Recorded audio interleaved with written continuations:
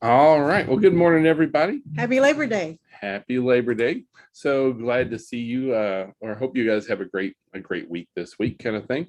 This is our weekly real estate backstory. You can find us at www.realestatebackstory.com. We do this every Monday morning, even on Labor Day. Um, and so every No week, rest for the weary, yeah, right? well, no rest for the wicked, maybe. But we like to start off our week and everybody's week, kind of like what's going on with the market, things happening. So in the real estate area. So my name is Alan Rich. I'm the managing broker at Maximum One Realtor and Realtor Partners. My name is Megan Richardson. I'm the compliance broker for Maximum One Realty and Realtor Partners. And my bride. Oh, I know. sweet. So anyway, we just kind of want to get busy with a lot of things that we have going on this week, kind of thing. We have several CE classes going on this week. In addition, on Wednesday, speaking of our bride, she's going to be teaching Code of Ethics, our promise of professionalism, and that's going to be live and virtual in our Conyers office this time. This is the last one that we're doing virtually as well. Normally we do them Yeah, live. live because there's just so many questions that's kind of interactive, so Yeah. it's hard to do it online. And plus, I really think y'all need to come in and attend. Yeah. Now it's also being done on Thursday in Powers Ferry. Also, I think Dana's doing it on that day in Powers Ferry Live. And understand that our ethics requirements due every 3 years now. Correct. And so that's due at the end of This year. 2021. So if you Mhm. don't get it in, you're going to get the boot, kind of thing. Maybe not get the Well, boot, but you just won't be able to be a realtor. yes. Y'all required to do a code of ethics every 3 years as a realtor. Yep. And then also on Friday, also we have both virtually as well as in our airport office, we have next level business planning coming up this Friday, which was a live and a virtual CE class. So we hope that you can join us for one of those. It'd be super awesome, kind of thing. We're about to kind of get into all the stuff we got going on this week. We got a lot of great information. So of course, happy Labor Day. We're going to kind of jump off with that because that's kind of and that's an actual picture of us going to work right there. There is still time to jump in for our Brian Buffini 100 Days to Greatness. So we got the 100 Days to Greatness in all of our offices. We've been doing this every Monday at 11. This week, of course, we're not here today. Like we're just a figment of your imagination. But this week it is going to be on Tuesday, and so this week we're going to be going over how to be a goal setter as well as developing your online offline strategy. So if you haven't joined us on up to now, please do. We do this. We have a workbook that goes with it. We go through one or two modules every single week. If you aren't in, we can still catch you up. You just have to come in. We don't have the rights to give any of this away. This is only done in office. In office. So, but we'd love to have you in with us. So please, this is phenomenal training, kind of thing. So that's something that we encourage you to take advantage of. It's in every one of partners' offices. And like I said, this week it is going to be in And Tuesday. if you think about it, the topic is how to be a goal setter and develop your online offline strategy. A lot of us want coaching. Okay. Essentially, this segment is talk about how to be a better goal setter, which is part of a coaching system. Yeah. Well, I mean, and this is done through the Brian Buffini folks, and we love Brian Buffini as well as Tom Ferry. But Brian Buffini's entire premise is that, you're going to work off by referral. And so we think that's really strong. We love the lead systems and that kind of stuff in Tom Ferry, but we really also, you got to take those lead systems and implement them into something to where you actually build a long-term sustainable business. Now, speaking of Tom Ferry, we have Tom Ferry coming up. The 2021 Success Summit is coming up. Please mark your calendars. So it's going to be on Tuesday, October 5th, Wednesday, October 6th, and Thursday, October 7th. It's in person only. It is in person only. Again, you can go out and buy it for $500-$600. You want to do virtual, you can fly to Dallas if that's what you'd like to do. This is the basic session kind of agendas and what they're going to be doing. Now, this says 9 to 5, but that's CDT. So our time is going to be 10 to 6 each day. And it's going to be live streamed in all of our offices. We're going to have workbooks. And when they jump up and go, woo, we're going to do the exact same kind of We're thing. gonna act like we're standing there in Dallas and attending it and listen. Yep, doing the exact same thing. So if you haven't been with us in the past, this is a really It's a lot of fun. and it's a really cool event. We have vendors are going to be, sponsors are going to be coming in. We're going to have breakfast and lunch every day for everybody who comes in. We're going to have workbooks. We're going to have it's going to be a really good time. Please clear your calendars because this is really great stuff, kind of thing. All right, so we want to kind of start off with a little bit of a warning out there. Watch out for copyright infringement for any photos that you use on your listings, anything. And it doesn't matter if it's a photo that you don't take yourself, make sure that pay for it. Well, you have to make sure that you either pay for it, you'll get written receipts or permission, or that you have authorization to use that kind of stuff. If you didn't do it, you got to make sure. You can't just copy and paste from a previous listing. You can't copy and paste from another website. You can't just go out and grab stock photos and that kind of stuff. Fines are running $2,000 per image picture. Okay. Yep. We're not talking about, so, you go, oh, well, I just grabbed a picture of the pool from here and I just got this and I took this over here. And, you're 7-8 pictures in. Well, that's $16,000 to $18,000. If someone reports. Okay, that's a big deal. Okay, so we got to make sure that we're being very, very careful on our listing photos because there's companies out there that are going out there and checking our sources on all their properties and then going to these other people and saying, did you give them permission? Because they're using your photos. Would you like us to file a suit against them? And they say, why, yes, what's my cut? So let's make sure that we're really protecting ourselves. It's really, really important kind of thing. And buyer's agent, you don't have the right to go to a house and start taking image of it and post online because that is not your listing. Without written permission. Correct. Yes. So I just want to add that to it. This may be a headline that you see out there in the news, and we just kind of want to bring this up that, Goldman Sachs released this report says, 750,000 households could be evicted unless Congress acts. Okay. And understand that this is, yes, there are going to be some more evictions going on. I don't dispute that. But the bottom line is what we're really kind of hoping to see is that actually some of the rental assistance finally starts getting used, right? So right now, Congress has put out about $50 million. I'm sorry, 50, let me try that, billion with a B dollars for rental assistance. So far, nationwide, we've only spent $5 billion. There's like $45 billion out there unspent that folks can help them to take advantage of their back rent and things like that. A lot of renters have been like, well, I don't got to worry about it. They can't kick me out anyway. Well, that's coming up. So we're not looking forward to seeing anyone out there. But what we are hopeful is that folks will actually start taking advantage of this money in the programs that are out there for the rental assistance. There's a whole lot of hype going on out there. If you watch news, you'd think that the sky's falling. well, and the landlords are terrible people. The vast majority of landlords are own 1 or 2 properties, kind of thing. These are small people. I don't mean short, but these are people that only have a couple of properties and that kind of thing. And these are not the big companies. That's not who the majority of landlords are out there.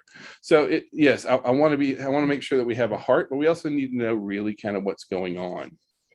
So other information going out there, our unemployment rate came in at 5.2%. Our initial claims were at $340,000, which is the lowest. 340,000. Okay, sorry. And so weekly, our weekly claims dropped the lowest since the pandemic started, kind of thing. And so it continues to fall. And layoffs are like a 24-year low, that kind of stuff. Now the unemployment rate is interesting because the unemployment rate is really what's kind of driving interest rates to a certain extent. In part, like you can see the interest rates right now are at 2.87 this past week, which is phenomenal. This is really great for our buyers right now, being able to take advantage of that. However, at their the last Fed meeting kind of thing, they're looking at tapering bond purchases by the end of the year. Part of that reason is interest rates are historically low, but also they don't feel inflation is nearly as big a deal. I think inflation is a bigger deal personally, but they don't. I think inflation is a temporary blip. Mm-hmm. And then, but they're gauging their Fed policy, their bond acquisitions based on unemployment. with unemployment looking down, they're looking at tapering those bond purchases. And see, you got to understand that if you put mortgage rates and the 10-year treasury together, they follow each other line by line. So if you want to keep up with what's going on with the interest rates, keep up with the 10-year treasury. And that's what they're buying. If they taper that off, we are going to see interest rates start ticking up when they taper off. And they're looking at, they were talking about doing it at the end of 2022. Now they're talking about doing it at the end of this year.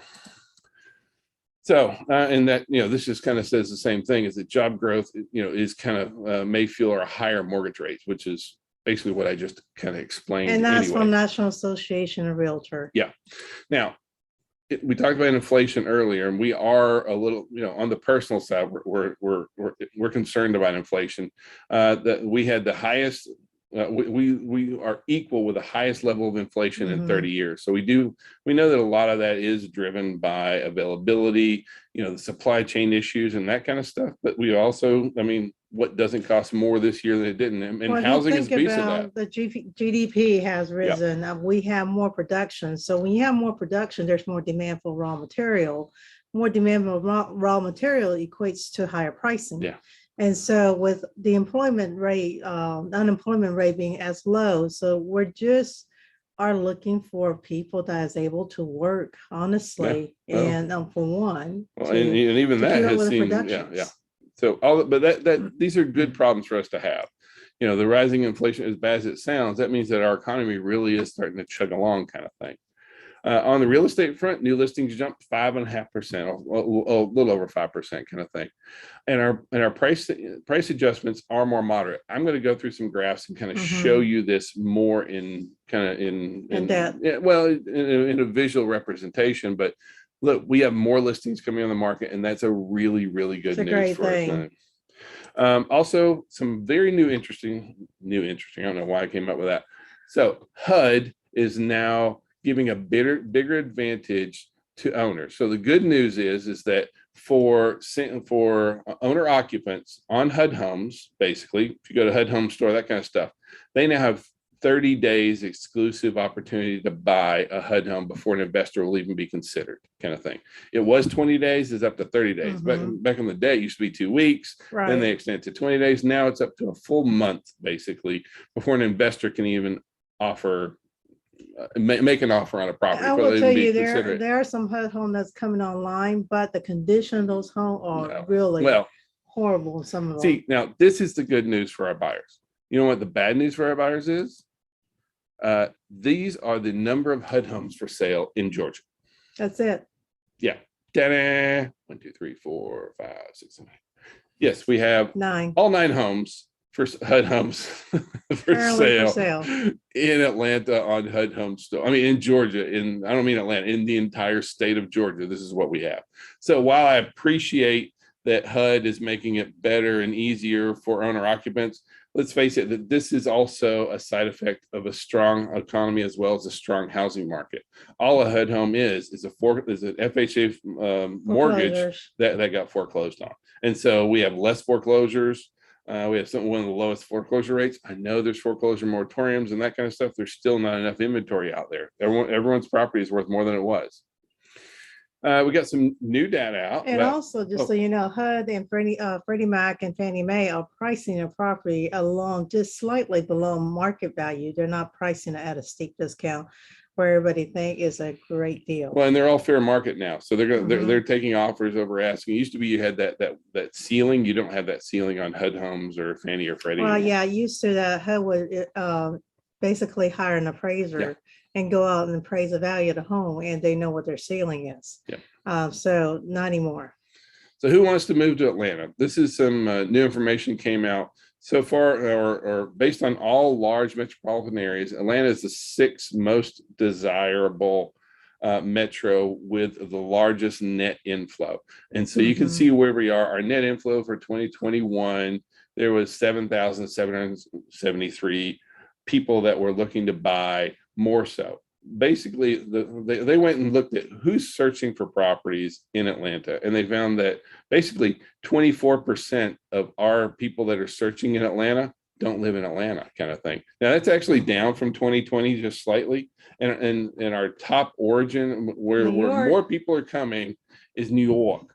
So yeah, New think York about loves Atlanta. Hurricane Ida right now. It has hit New York really hard as well. Oh, I mean, New Orleans too, but yeah. Well, yeah, but yeah, there's like 50 deaths in New York versus 17. So some people are looking at getting out of there.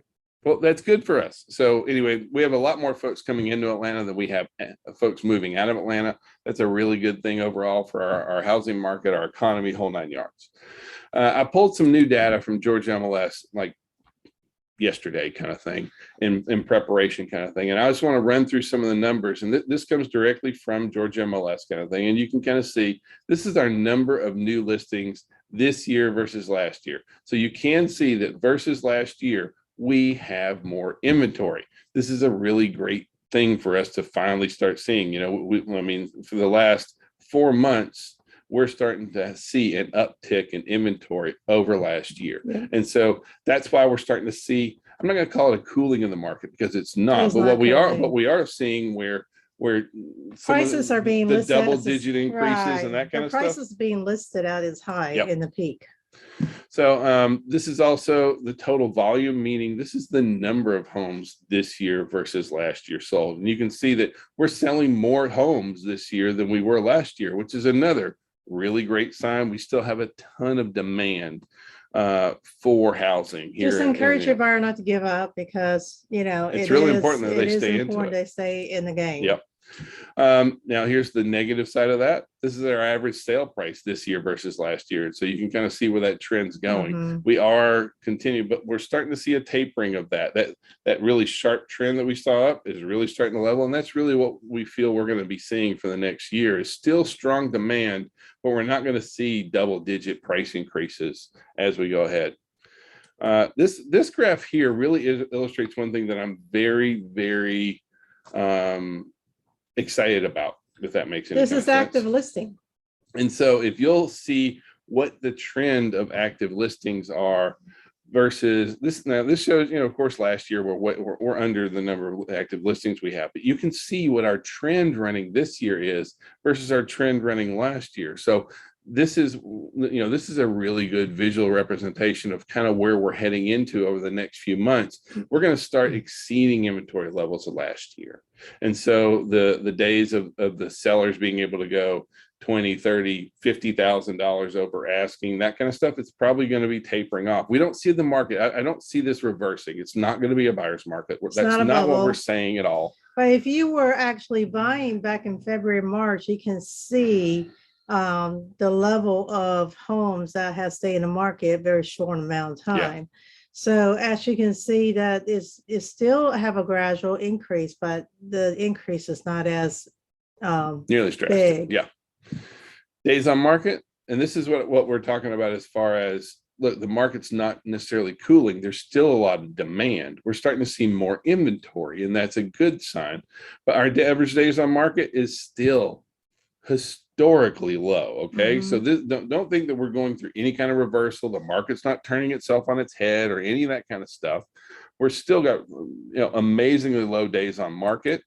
And then, you know, we talked about earlier, this is the number of foreclosures that we have. Okay. Even less than last year. And by the way, we had the foreclosure moratorium last year too, kind of thing. And so you can see kind of what we've been running on foreclosures. We're not really looking at that kind of changing.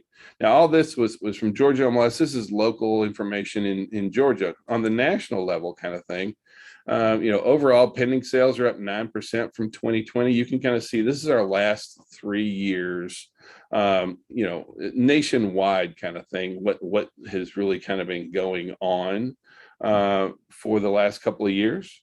And so you can see that, you know, even though, you know, we have prices increasing, that kind of stuff, we still have higher pending sales than we have for the last 2 years, significantly kind of thing.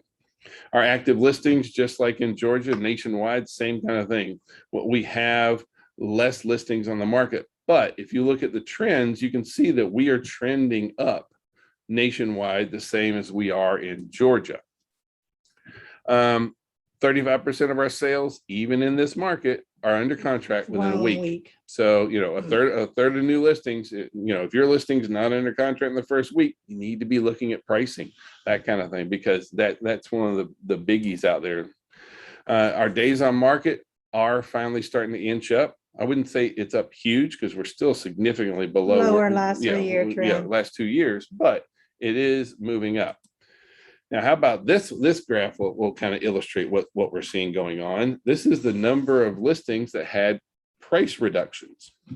And so, over the last few months, we've seen this really skyrocketing as we still had sellers thinking that they could basically name their price, a make me move price kind of thing. And so that has proven to be a not really effective strategy, as a larger and larger percentage of sellers are now having to drop their price because they just came out of the box way too high. And, we've kind of seen that same kind of thing. Our sale to list price ratio, as we've seen too many people listing their property too high, that sale to list price ratio is coming down. It is still higher than it has been for the last 2 years, but it is still significantly trending down right now. And so it does show where our market is coming back to a more norm. Yeah, well, I won't say it's Market still gonna, value. yeah, it's still going to be a seller's market. We're not disputing that at all. We talked about this briefly last week, and that is we're looking at property taxes for a lot of our clients going up. And so there was a new report that said, what are the 10 metros with the highest property tax growth in the nation? And guess what?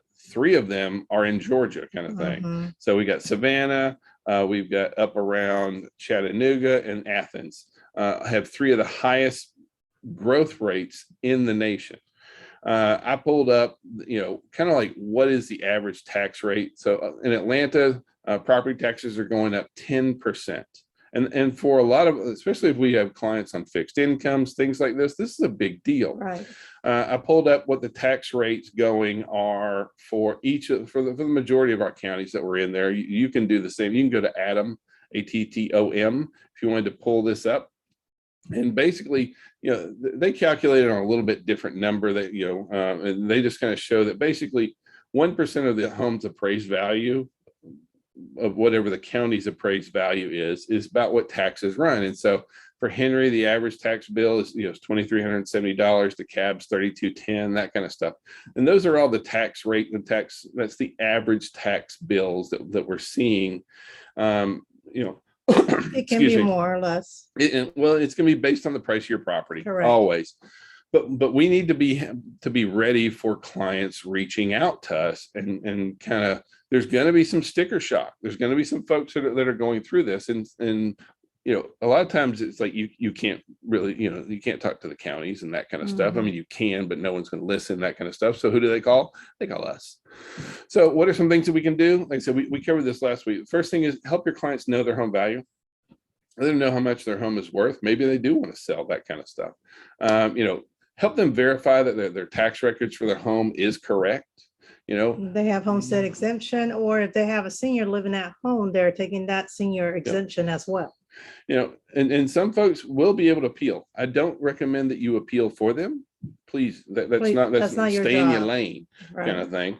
But can they appeal? If so, they may need help getting that data, that kind of stuff. If they have unused outbuildings on their property, get rid of those, because you'll be amazed how much value sometimes that adds to the property assessments, that kind of thing. Make sure that your clients have all applied for the homestead exemption. That needs to happen before January 1st. And so that's another great reason for us to reach out. And there's also a lot of exemptions: senior exemptions, veterans exemptions, and line of duty exemptions that some of your clients may. Now, the county may vary. So certain county vary from the last 2, veteran and also line of duty. Yeah. So, but those are just some options, and understand that you are going to get reached out to. Hopefully, if you're reaching out in your database, these are going to be some questions that you have, that some of your clients are going to ask you about. Be prepared. All right. So GAR, Realtor.com, I guess, they released the best family family-friendly suburbs of 2021, and Peachtree Peachtree City City. made the list. So this is one, and so this is just a really cool thing to think about. But this is they rated this as one of the top family-friendly neighborhoods in the nation. So if you have folks with a family, with kids, that kind of stuff, they're like, well, we're not sure where to be. Well, this is an easy, Peachtree City is ranked by the National Association of Realtors as one of the top neighborhoods in the country for families, that And kind of thing. you are required to have a golf cart if you live there. Well, you're not required, but yeah, I think they have 100 miles of golf cart path, Right. there kind of thing. So it is pretty cool kind of thing. This month is Realtor Safety Month. And so you'll see a lot of things coming out from the different boards about safety and that kind of stuff. But they also did a survey and said, kind of what's going on with homeowners and their security and that kind of thing. And it turns out that homeowners, and of which, realtors are the same kind of thing, we're kind of guilty of it too. And so 54% of folks are leaving their windows and doors unlocked while they're home, which we do that terribly kind of thing. We would be 100%. Our doors are never, when we're home, our doors are never locked, that kind of stuff. But 40% of folks are leaving their doors open and unlocked, while they're not home, kind of thing. Leaving the garage door open while they're home. That's another one that we are terribly guilty for. Yeah, kind of thing. Most of the time, we don't even like if our power's out, we couldn't even get in our own house. I don't know where the key to my front or my back door is, kind of thing. Posting your locations on social media. We want to keep folks safe. So, when things are running good, you just it's very easy to kind of get negligent about kind of what's going on out there in the real world. We're going to make sure that we're staying diligent, kind of thing. And while we are going to be talking about realtor safety more and more this whole month, understand that, whatever you post, is a public knowledge. Yeah. And therefore, for someone who it may be targeting area, you are easy target, basically. So let's also make sure we're protecting ourselves as well as our clients. So Biden outlined a new plan to build 100,000 affordable housing units, and NAR, and I applaud Biden for this. We need more affordable housing. We really, really do. My problem with this is that this is about this much of what we need, right? Right now, we have a deficit of about 5.5 million households in the U.S. right now. The people that want to have their own house versus the people that do, we're short about 5.5 million. So while $100,000 may seem 100,000 homes may seem like a lofty goal, that really is kind of a drop in the bucket. One of the things that we would really like to see is less kind of government costs, especially on the new construction side. The National Association of Home Builders released some information that said regulations posed by all levels of government account for 93,800, basically $100,000, or a quarter of the cost of a new construction home, which is now $397,000, is attributable to the government cost, to government expenses, kind of thing. Of that 93,000, 41,000 is regulation during development. The other 52,000 is due to regulation during construction. So I know that we have to have regulation. I'm not saying I don't want to have regulation, but some of the fees and those kind of things have really kind of been getting. Skyrocket. I mean, when you look at a quarter of the cost of a new construction home is attributable to government, and we need more affordable housing. I really want to see the government take these numbers seriously. I'd like to see more of that. Now, I can't speak to that as far as what the government's going to do. And this is not a political thing at all. I don't mean that at all. What the administration is calling for is more financing for manufactured homes. So start to expect to see where FHA and as well as maybe even some conventional products, Fannie and Freddie may start backing modular mobile homes. I know there's some that do it now, but it's a pretty small pool. It'd be nice to see that opened up a little bit more. And then zoning restriction changes. We're going to see the federal government putting a lot more pressure on there's a lot of places where the zoning is really, really prohibitive on being able to increase density in certain areas and that kind of thing. So, Well, I have to do like City of Fulton. They already have an issue with the storm, the septic and the storm management. So, and there's force building something- moratoriums still all over the place Yeah, right now. So, to impose something like that will be a real hardship unless the major infrastructure is completed. Yeah. And usually any major infrastructure takes quite a bit of years. now the good news is even with all that, construction spending is still up 9%. So we want to see more new construction, but we know the same as everybody else that with that new construction, we need affordable new construction. Right now, new construction in the $400,000 to $600,000 range is really not helping out the vast majority of our buyers right now. All right, so this is from, so there's some new rental information out there about, over 80% of renters want to buy, but they can't, right? Or and Down payment. Well, and this is what's keeping renters from buying a home. Number one, down payment. So after that, home prices are too high. After that moves down into their credit scores. So making sure that their credit scores are right, having a stable job, not sure where to settle down. These are the challenges that they're facing. And I'm not saying that we can't go fix this for them. That's not what I mean at all. But we do have to understand kind of what the challenge is, kind of thing. That 54% of them can't afford a down payment. So when we're talking to renters, talking about saving, talking about, building that nest egg, how much they really need.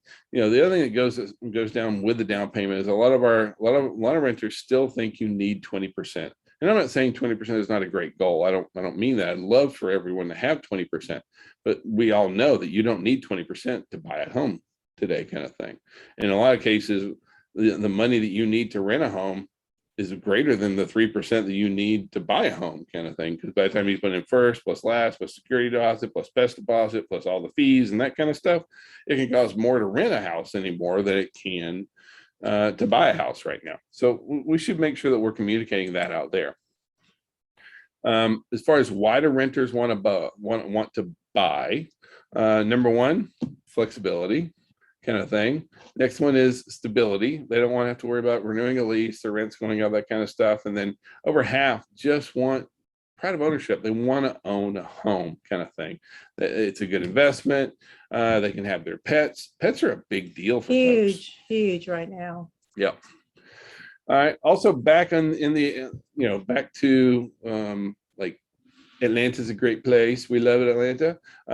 Retirement Living released the top 10 cities to retire in 2021, and Atlanta came in at number 4.